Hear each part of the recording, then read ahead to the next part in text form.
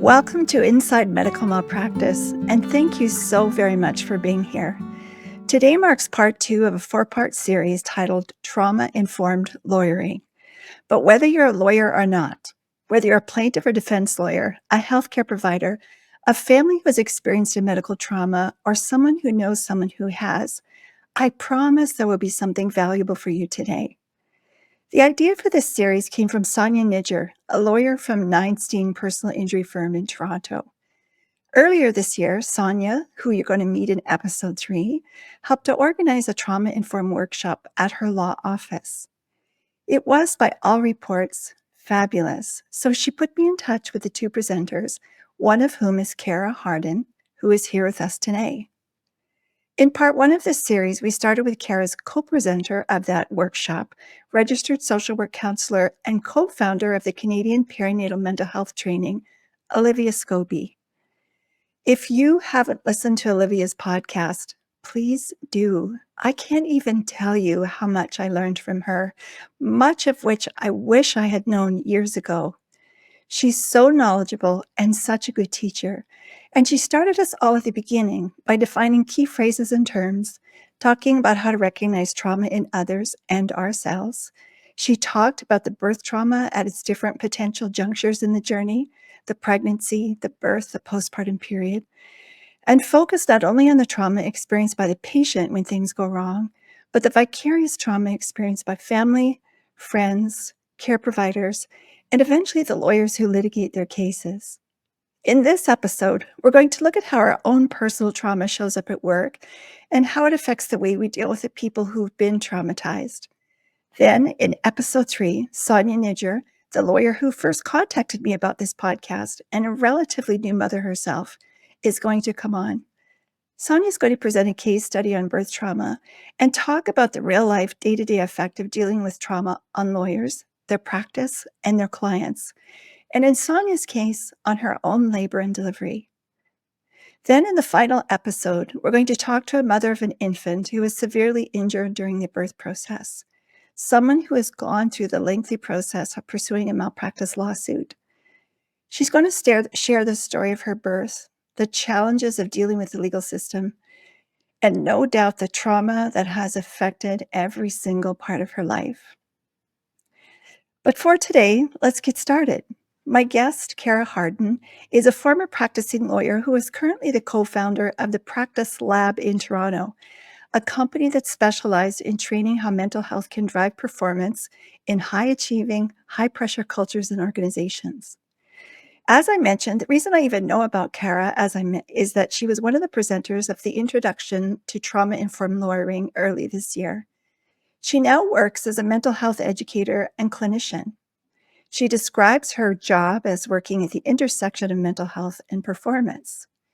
Kara holds a master's degree in counseling psychology from the University of St. Thomas in Minnesota, a Juris Doctor degree from the University of Toronto Faculty of Law, and she says that her core values are learning and kindness, which I think are the best core values ever. Welcome, Kara, and thank you so much for being here. Oh, it's such a pleasure. You just set the table so beautifully. Like, what a beautiful context, Chris. Thank you for having me. I said it before we started. I'm really grateful and excited to be here. I am too. I'm so excited to hear what you have to say. First of all, would you start us off by providing some background on your journey into law and then your journey from lawyer to mental health educator? Sure, I would love to. My journey into law in some ways betrays my privileges. It hopefully does not come across as entirely egotistical or awful when I say, like, I went into law school because it was easy. I had a love of philosophy and big questions, and was told many times growing up that no one hires from the philosophy factory, and felt in my bones that security and financial stability and independence, especially as a woman, were things that mattered to me. And law seemed like the only place where I could go to meet those objectives and ends. So I went because it was easy for me. And what I learned very quickly in law is that certainly there were parts of me, my attention to detail, my love of solving complex technical problems, philosophy that absolutely was fed in law. My work and time as a corporate and securities lawyer showed me there were lots of other parts of me that I got to play and enjoy in my time as a philosophy student that weren't fed as a lawyer. There was a time when I was taking a call, it was late at night. I worked in Vancouver, and so was across time zones, not only within Canada, but also internationally. And it was very late, and I was on a call with someone, and it was a director for a board, and I could hear them having a disagreement in the background, the director and their partner. Um, and I was like, "Ooh," I remember saying, "Do you want to talk about that? Like, do you want to?" What's happening with you and your partner? Which was none of my business, by the way. It was none of my business, by the way. And so very quickly, I realized that I was more interested in people's personal problems than I was with their legal ones. And I was getting life coaching at the time and was pursuing my own certification in life coaching, thinking that it would result one day in me being a different kind of partner. My aspiration was always for the security and stability of the partnership. And slowly but surely, my personal life found its way to Minnesota. I was going to have to go back to school. And I thought, oh, well, you'll do your master's in counseling psychology, and then you'll really be a different kind of partner. And in order to finish that degree, I got to do a practicum where you sit and you're supervised and you're a therapist in training. And I remember the first day, my first person whom I ever spoke to, which by the way is a terrifying thing. You're like sitting there trying to be a therapist and you're like, where do I put my hands? Like, how do I do this? How do I do this? I walked into my supervisor's office and it was like, you're gonna pay me to do this? Like this is something that I could do just for a living, and I never looked back. I never looked back. So the parts of me that are a therapist and are an educator and get to deep dive into philosophy sort of took center stage, and my methodical, strategic planning parts got involved when I became CEO of my own organization. What a fabulous story, and congratulations on your success. It's not always easy to go from the secure to the kind of entrepreneurial, scary part of a business, but way to go for making it work. I want to tap into your love of listening, and what you talk about is the intersection of mental health and performance. Because we're focusing today on trauma informed lawyering, when we first spoke, something that stuck in my head is that you talked about the importance of looking at our own developmental history and how the things we were taught at home can show up at work. Will you expand on that? Yeah, I love that question. Thank you. And I also want to say in response, yes, it absolutely took a lot of courage to leave sort of a secure, stable, theoretically like laid out path. And I had a lot of support. I had a lot of support, and I have a lot of community and opportunities around me that made it possible, which sort of leads directly into how our childhood and our developmental experiences and our first jobs show up as we are adults in the world, especially when we're at work. So if we go back, it's important to know that the brain has different tasks at different ages. Most importantly, when we're children, our primary task is to gather information about the world, specifically information about when we're safe, when we're secure, when we're connected, and when we belong. Everything we're doing is setting up super highways in our body, tracks like an infrastructure to say, oh, like hot stove, not safe, dangerous. Um, Person that looks, walks, talks, behaves a certain way, safe. Like mom, safe, or dad, safe. Everything that's happening to us as children is moving into this information superhighway and it's creating a first response system that sits in us as we age, right? And so the things we're learning importantly are both implicit as well as explicit. So I want to take kind of an innocuous example. Um, if you grow up, so where did I get the idea of the philosophy factory? Like it's like a joke, it's like an offhand thing that relatives and people would say in social media, although social media was just coming up, so news like it, my environment explicitly didn't see how philosophy was a gainful career, for example. That is one way that my first response when I graduated undergrad was, well, how am I going to have gainful employment?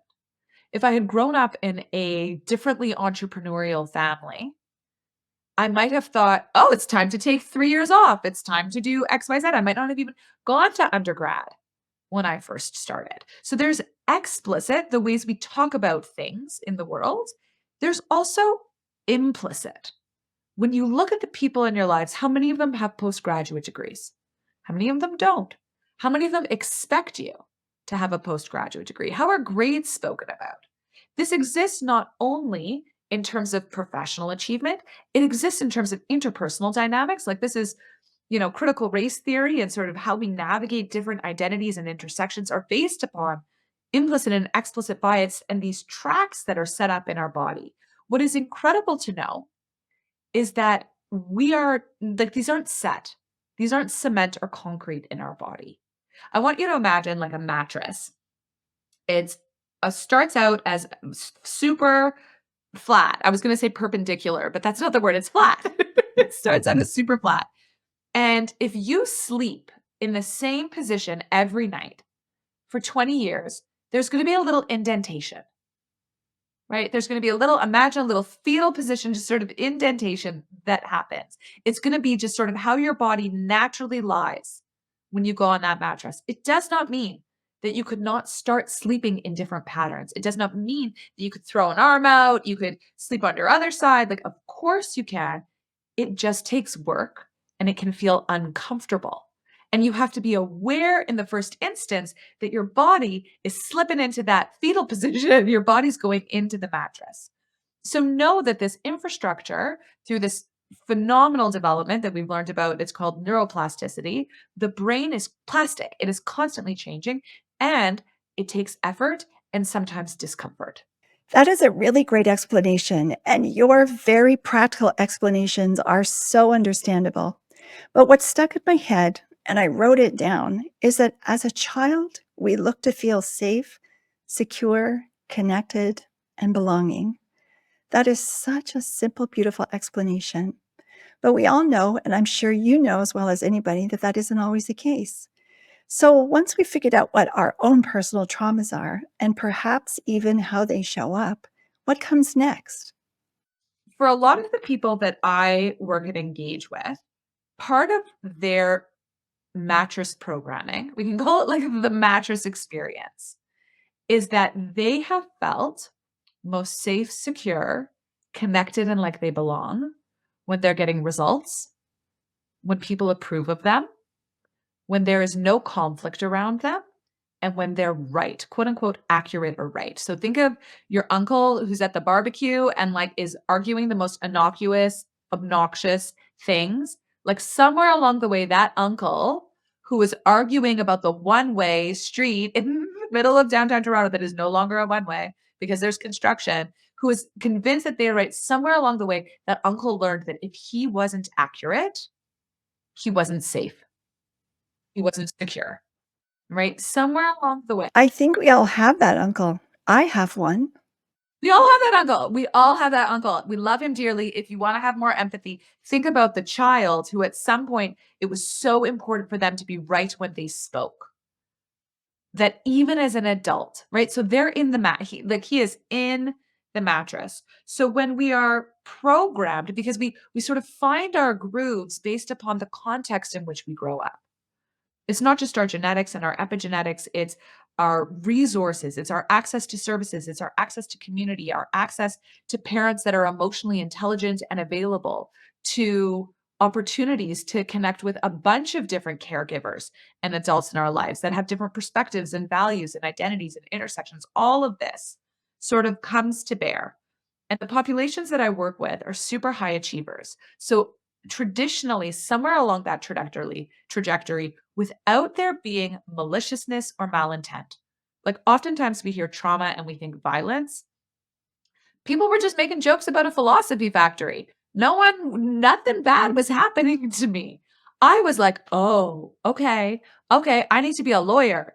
That is what I need to do to be safe, right? So when someone asks me, this is my roundabout way of getting to, when someone asks me, like, So you're aware of these things. My brain does three things. My brain does a one, how did you get aware? Like, how did you start noticing in your mattress? Like, was it just 10 minutes with Chris and Kara over a very all of a sudden confronting walk to the subway? Was it an awareness that your responses in the present moment, like, are you the uncle that's like, why is everyone looking at me like I'm wild right now?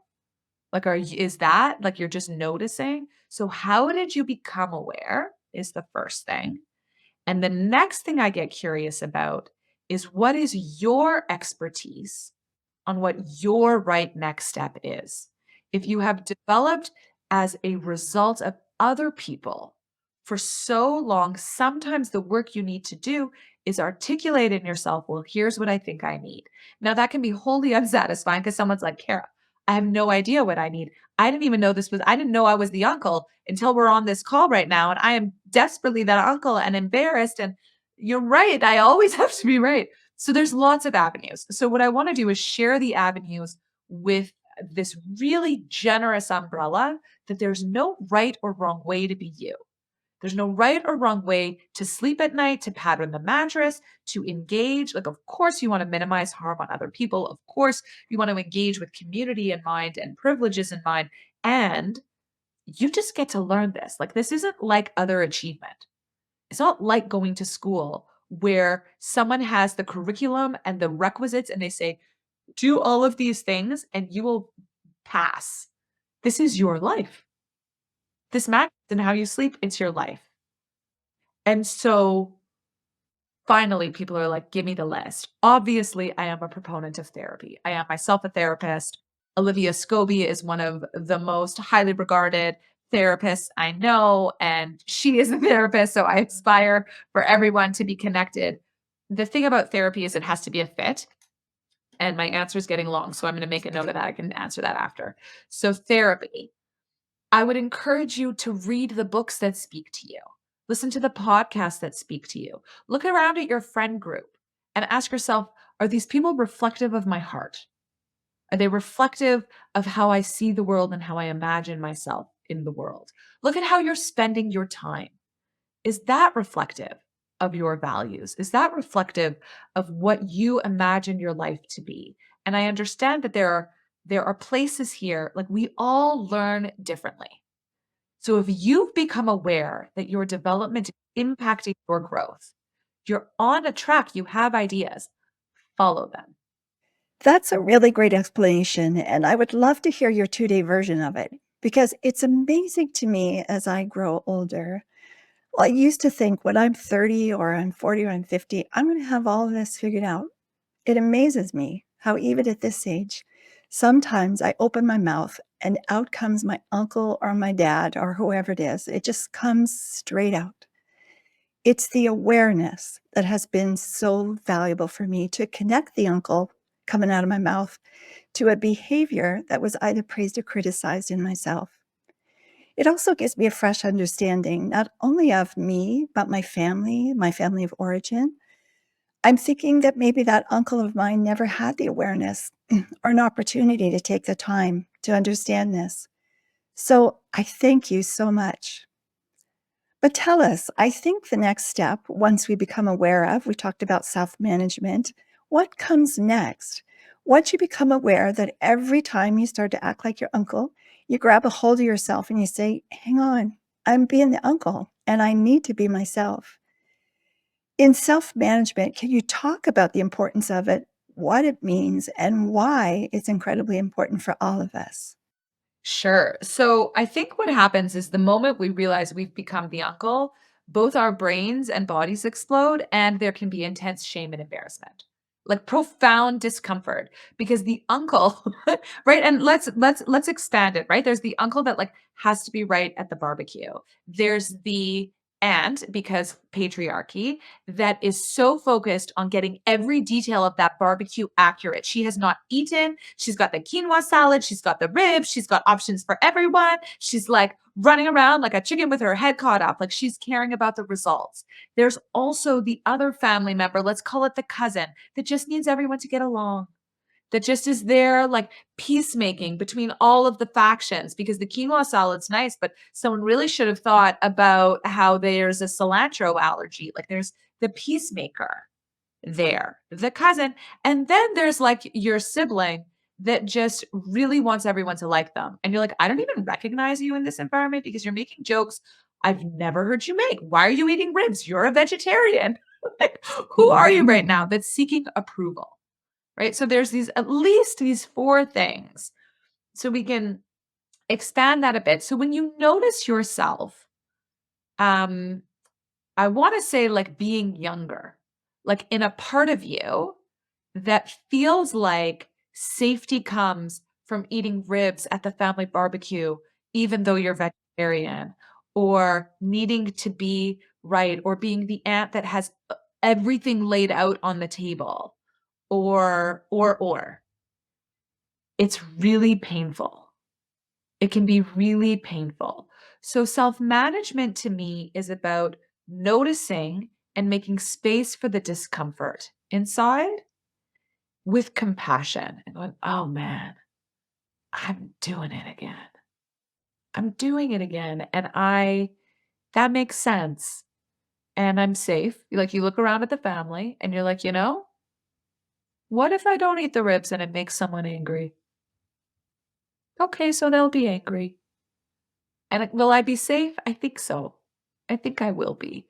And experimenting. So maybe it's a tiny step. The self-management is noticing noticing the behavior, catching the discomfort, being compassionate with yourself, seeing how you make sense in that moment, and then deciding, like the adult that you are, what does this change anything? Because maybe the adult that I am doesn't have energy, or her kids haven't been sleeping, and she like knows she has a big presentation. She's just gonna eat the ribs and like sleep the way she knows she's gonna get sleep on that mattress. Or maybe today I'm gonna hold the rib plate, but I'm not gonna eat them. And someone's gonna comment, but I'm just gonna practice holding it and pretending I'm eating it. Or maybe I'm gonna say, hey, Aunt June, you know that I find the presence of pork ribs fundamentally offensive. Like there's like a spectrum of responses that are available to us depending on what we need. So I think the work of self-management is tied up. It's like Venn diagrams that are overlapping like a kaleidoscope in my brain, where you're not only noticing you're in the mattress, but you're noticing why you're in the mattress, and you're noticing your resources beyond the mattress, and saying, in this moment, what does that mean? All with compassion. Did that make any sense? It's okay if it didn't. You at me. If there's something, you at me. At Practice with Kara. You tell me I make no sense. I'm okay with it. No, no, no, it makes perfect sense. You just described some parts of my life and my family, and I'm recognizing things about myself, everything down to the mattress with a sinkhole in it. Because I'll tell you, the early years when my husband and I were just so broke, we got married young, we bought a secondhand mattress, and it had a sinkhole in it so deep that we'd wake up every night in this hot, sweaty mess stuck to each other in the hole.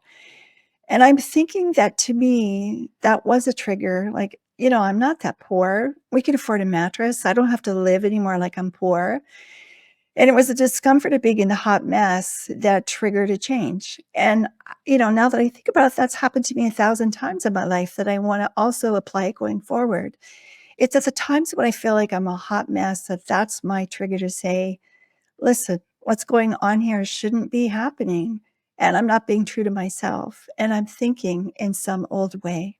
What a brilliant, like one, how funny is it that mattress was my example? It's perfect. Two, world's work in mysterious ways. Two, like, thank you generously for sharing that. And three, that's exactly it. So the trigger could be the actual physical experience of being hot and sweaty, right? The trigger could be being out and about, having a wonderful day, and then all of a sudden you're too overheated and you're going to go into, I assume Olivia spoke, like your fight, your flight, your freeze, your fawn. You're going to go into whatever part of you was your natural response. The trigger, though, could also be feeling like your life is disorganized. It could be feeling like it's out of mess. It could be feeling scarcity. Any of those things, our brains, because we are information gathering about threats, especially if you got married young, are wired to be like, okay, well, what is anything that could be at all similar to this? I'm going to code it so that next time I have an advance warning so that I can be ready and prepared. That is just so helpful. And I think everybody listening in will find it helpful too. And I love the compassion piece of it because it's easy to be hard on ourselves when we recognize that. You're like, damn it, I just did that again. And it's easy to beat yourself up. So let's move this into the professional realm because, as you know, the title of this podcast is Trauma Informed Lawyering. Let's say, so you figured out what triggers you and that you've either shut down or opened up or got belligerent or started fawning, which is the word that Olivia taught us. And you're dealing with people who are always like, I think lawyers have such a tough job because they're never dealing with happy people. And medical malpractice lawyers in particular are dealing with such trauma and anger and sadness and loss. In my experience, I've seen a lot of lawyers who just seem to kind of armor up. They build a wall. And I think it's probably there to protect themselves from the pain of their own trauma and absorbing too much pain from the people sitting in front of them. How does a traumatized person cope with someone who's going through severe trauma and make the experience really functional and helpful? Yeah, that's tricky. That's super tricky.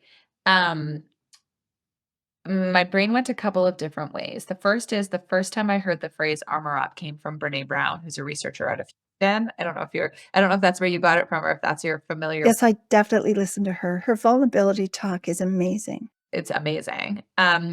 She talks in Dare to Lead about how leaders will armor up. And basically, from a developmental perspective, we can talk about the ways that we learn to survive. And that's a dramatic word. The ways that we learn to find success, maybe to thrive, but to get through our younger years often are the very things that hold us back in our middle years. And the developmental milestone is, and so she calls it armor. All the ways that you armor up perfectionism, I'll go it alone, I don't need help, isolation, hiding yourself. So, not really letting people in or showing them who you are, not showing them your emotions. All of these things become armor. So that if you want a full and meaningful life, starting in midlife, you have to take off your armor. You have to learn how to disarm. And so when you ask the question about, like, I think in some ways this is bleak. I think we all have trauma. We all have big T, we all have little t. Like, the nature of life is that it can be traumatic and we can have another 2 days of existential angst. Just really go deep into it. So that this is kind of the nature of being an adult in this world. The work, I think, or how I conceptualize it, is what you want as a lawyer, as the counsel, is to ensure that you are the adult, that you are the person in the room that is saying, knows about the other person's and centering their trauma and experience. They aren't solving you. They aren't there to comfort you and they're not there to regulate you. If the professional dynamic is a client and a counsel, and I use that word quite intentionally. I always thought it was so prescient that lawyers were called counsel. Um, it's your job to know that what's happening for them requires you to stay regulated. And if you can't because you're human, it means you got to shut it down. And whatever that looks like for you, right? Without the fight, flight, freeze, fawn, it's, hey, I notice I'm getting dysregulated. This is big. I got to take a walk. We have to pause. You model being human around them. It's like when you're a parent and your child your child is like, kvetchy is the Yiddish word, like they're coming in there and they're at you, at you, at you, at you, and you haven't slept and you're all hungry and you're tired. Instead of being like, can you just get a hold of yourself, child? You're like, hey, like, mommy needs a minute. Like, mommy hasn't eaten and is tired. So I'm just gonna like leave the room. You just do jumping jacks. I'm gonna be back in 5. I promise I'm gonna come back. But I need it. Like, you just model, I need something right now. if you are working with clients that have trauma, one of the first things that I would do is be looking at like their safety. One, are they still experiencing the trauma? Is it still ongoing? Are they still in danger? Are they still in threat? And if they are, how do you believe them, support them, and trust them? And lean into their expertise. And someone's like, great, how do I do that? You need training. You need training on how to do it. It's why Sonia contacted Olivia and I. It's why we do it. It's not something that we're taught how to do because the reality is we co-regulate. So if you're around someone who's being traumatized, you feel in danger. It's really hard to be like, okay, I'm going to take some deep breaths. It takes practice and training.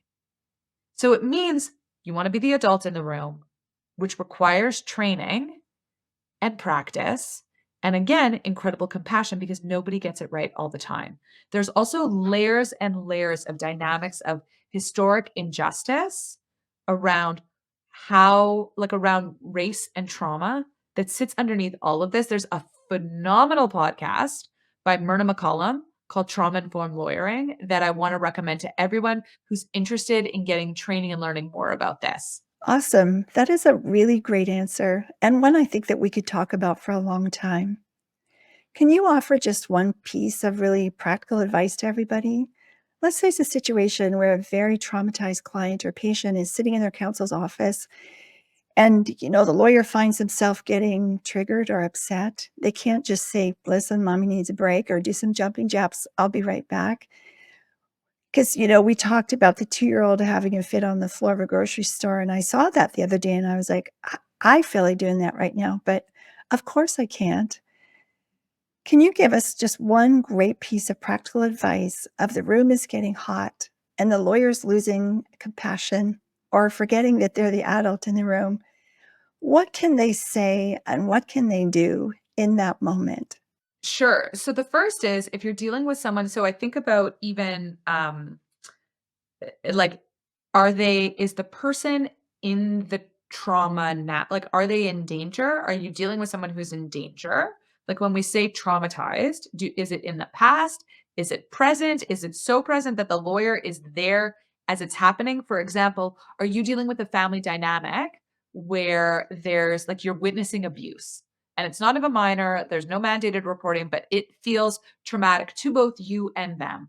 The first is to remember you always have choices, which is hard when blood flow to the regions of your brain, which are in charge of executive decision making, fall off guard. So it's almost like you need to repeat choice. You don't have to stay there. You don't have to put up with what's happening. You can articulate things. I like to use the language, something like, I can feel my body dysregulating. Something is happening in the room right now between us, that is making this place feel threatening. It is not accusatory, it's gentle. Do you feel it also?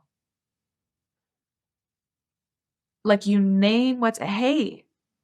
And if you don't, if you haven't had a chance to talk about, hey, something feels off right now. It's really important for the work that we're doing that everyone feel safe to speak. Does everyone like I don't know that this feels, and sometimes safe to speak is like language that's too weaponized, that everyone's bodies feel comfortable. In this moment, the hairs on the back of my neck are sort of standing up. When does anyone else feel that? We can't work from that place. We're not actually accessing the full resources of our brain. You know what's not going to be good is your memory. And right now we're going to talk about a lot of things that involve your memory. So is there, can we take a break? Or can we shift? Or do we need a different time? It becomes stressful when it feels urgent, like there is no time and there's a deadline and we have to get a story and we scheduled and we did it. So sometimes it's just naming for yourself so that you can stay the adult. Like oftentimes, mommy doesn't actually need to leave the room. She just needs to be like, this is too much. This is too much. And so saying, this is a lot right now. I am aware that this is a lot. Is that your experience right now also? Just that can be regulating. Oh, yeah, and very helpful. How great to just have the words, just to be able to say, this is a lot. This is a lot. I love your term and your definition of unsafe as just something that isn't feeling quite right. It doesn't have to be that you're physically threatened, but the situation, somebody feels uncomfortable in the situation. That is just a great explanation. And I focused at the end of her podcast, and the rest of this podcast is going to focus on the particular trauma that comes with birth injuries, and then the vicarious trauma experienced by healthcare providers and the lawyers who encounter these families. In my mind, this is one of the biggest traumas of all, and certainly a trauma that lasts in its own way an entire lifetime. Do you have some specific advice for lawyers on how to deal with clients who've gone through birth trauma, not necessarily other types of traumatic experience, but who've gone through a birth trauma and they come in and they're meeting this family? Talk to us about that. I want to make sure that I articulate. Um, I loved your point. Safety is comfort, and also sometimes we need to we might feel distressed. Like talking about painful experiences can be distressing, and we can still feel comfortable doing it. So it's not that there's an absence. It's not that we necessarily feel calm. It's not that we feel good. It's not that we feel relaxed. It's that we feel at ease enough. There's something there that right? Because I don't want the lawyers, I don't want our listeners to walk away being like, I have to make everyone feel comfortable or I can't engage in hard things.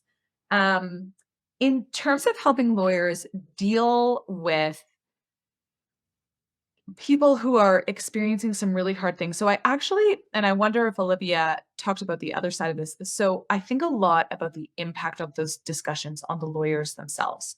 Like, how do you walk away from a client meeting where you just heard the most devastating news that perhaps was even preventable, right? When I think about malpractice and see the world in an optimistic way still. Like, how do you do that? And again, I had to go to graduate school to learn this. Like, I had to go to graduate school to learn how to hold the realities of how hard and unfair life can be. There are a couple of things that I lean heavily into. The first is um, not overworking. Our answer, especially developmentally, if work and achievement were the way to solve all of your problems and to feel safe, is to be like, I'm going to fight for this person so hard that I can't help, right? There's a difference between, and then you're working evenings and weekends and you're calling them and there's no boundaries and you are there only. It's not healthy for you and it's not going to provide them better representation. And at the end of the day, they need your legal representation.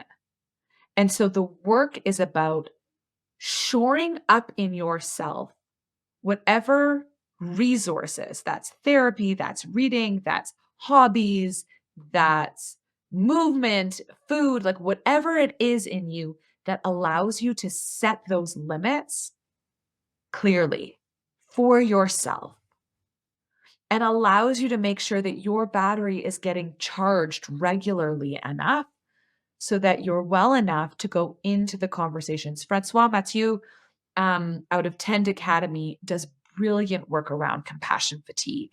This idea that you've cared too much for too long.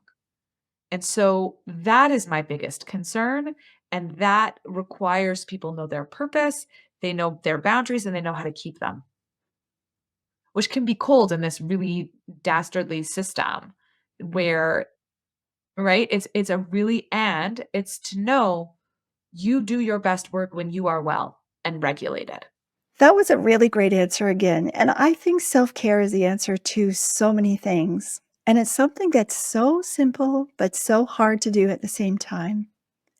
But let's talk about this from the client perspective just for a sec. Because I had a meeting with a group of malpractice lawyers just last night, and it's a mystery to them how and why so many potentially viable malpractice lawsuits never see the light of day. And I know the reasons are complicated, and there are thousands of them. But statistically, High reports that there are 140,000 harmful events in hospitals just last year in 2022. And at the end of the day, when it all sifted down, only about 320 of them were ever successful lawsuits. That's a huge discrepancy. And I don't want to say that I'm super pro litigation, but there are times when it would be appropriate. And there are families who need funding or financial support when a malpractice lawsuit might be the best way to go.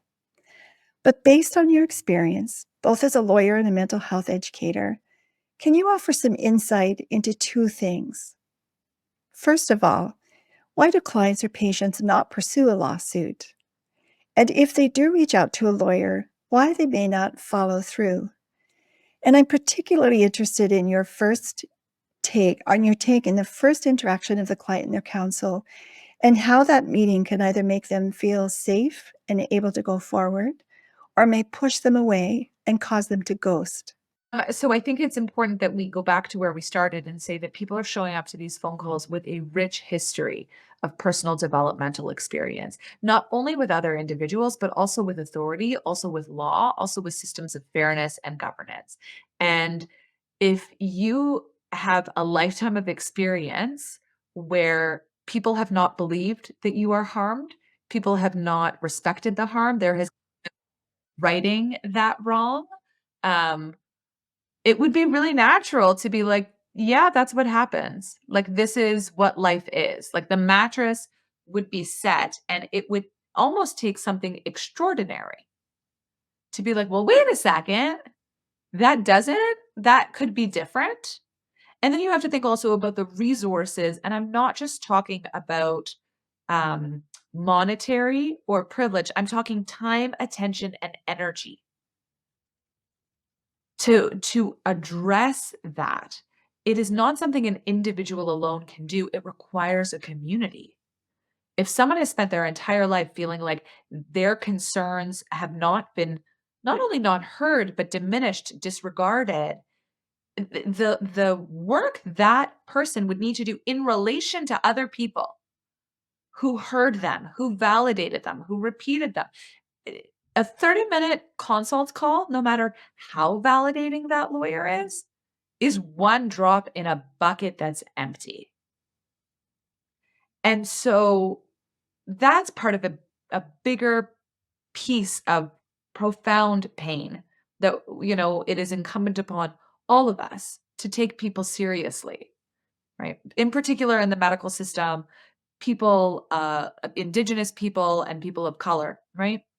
Um, the other piece is that sometimes or there's many other pieces, but sometimes in that first call, just like when your mattress was like when you were hot and sweaty, something happened that had nothing to do with anyone doing anything wrong. But there was a trigger and it felt more traumatic. And so they didn't pursue it. One of the things we were talking about at the beginning, and I don't know if I use these words, is like, you are the expert on you. And so if someone isn't pursuing a claim, I believe that there is an expertise, a wisdom they have about their life, about their needs, about in that moment. And I don't mean to sugarcoat it. There's an expertise they have about why it doesn't make sense for them. That is perhaps patterned and programmed and perhaps profoundly unjust. And I believe them. And I respect their dignity and autonomy. And behind the scenes, work to change the systems. But be a lawyer that's validating, be a lawyer that's listening, be a lawyer that is generous and client centered. And at the same time, you know, understand that people bring their own things to interactions. Did I get to it? Did I get to what you were looking for? That was brilliant, Kara. It makes perfect sense. And I'm sure it makes perfect sense to everybody listening in. And again, it's a topic that I would love to hear you talk about for a whole, like forever. But I know you're tight on time and I know you're busy. So I just want to ask you one more question, which I ask everybody at the end of this podcast. Because our listeners include healthcare providers, lawyers, and the general public, please answer this question for each one of those three audiences. Let's start with lawyers. In your view, what is the most important thing that lawyers should know about trauma in healthcare? And let's address specifically malpractice lawyers. that it exists. Like that nervous system injuries, experiences that overwhelm our ability to cope and have lasting effect show up every day in your work, not only in your clients, but in you too. And it doesn't mean that anybody is doing anything wrong. It just means you're human and you're dealing with other humans. And to be effective in your role professionally means navigating this world personally before you even step in the office. And being human means allowing yourself the grace to be imperfect and to be learning as you go on that journey. Oh, that was so good. That's one of the best answers I think I've ever had to that question on this podcast. So now let's talk to healthcare providers because I know personally as a healthcare provider, and I didn't even really know it until I talked to Olivia, that I've been traumatized by things I've seen and heard and witnessed and have been a part of, but never dealt with them really, but they've shaped me. So please answer this question for the healthcare providers who are listening, those who have been vicariously traumatized by what they've experienced in their role of their professional job. What is the most important thing that doctors and nurses and other healthcare professionals need to know about trauma in healthcare? So I would have them rewind and listen to my other answer. And I would add that they're, and maybe this is true for lawyers too, they're trauma exposed. What it means is that day in and day out, they are exposing themselves to to the possibility of of watching someone else, witnessing or participating in, or themselves being victim to a nervous system injury. And as a result, like you wouldn't firefighters like train for the fire. They have the special. Gosh, it's Halloween, so I was gonna say costumes, but that is inaccurate. Have this special fire retardant clothes, Uniforms. uniforms, thank you. They have the uniforms, they have the training, they are given, specific guidelines, they are educated in how to fight the adversity. You are trauma exposed the way a firefighter is, gonna see a fire one day. And so get your uniform. Like figure out what your uniform is. Figure out, keep the fire truck in good shape. Wash it weekly. Like it is as important for you. And I would say for medical malpractice, the same too for lawyers. So together those answers. That is once again a great answer. It's perfect. So now let's answer that question for the general public who have experienced trauma, specifically medical trauma. And Olivia talked very interestingly about what the public perceives as trauma versus what a healthcare provider might perceive as trauma versus what a medical malpractice lawyer might perceive as trauma. But the trauma can be just that it colors your experience forever of the healthcare system. So let's have you talk to the public. What's the most important thing they need to know about trauma in healthcare? That they make sense.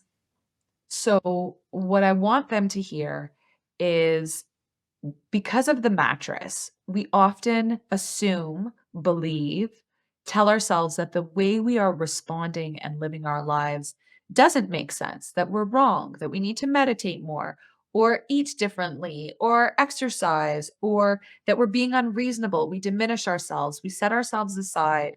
And the reality is, life, no matter the experience, no matter the intensity or the severity, has hard patches, painful patches. To be human and alive is to be exposed to grief and loss. And what I want them to know is that how they are responding makes sense.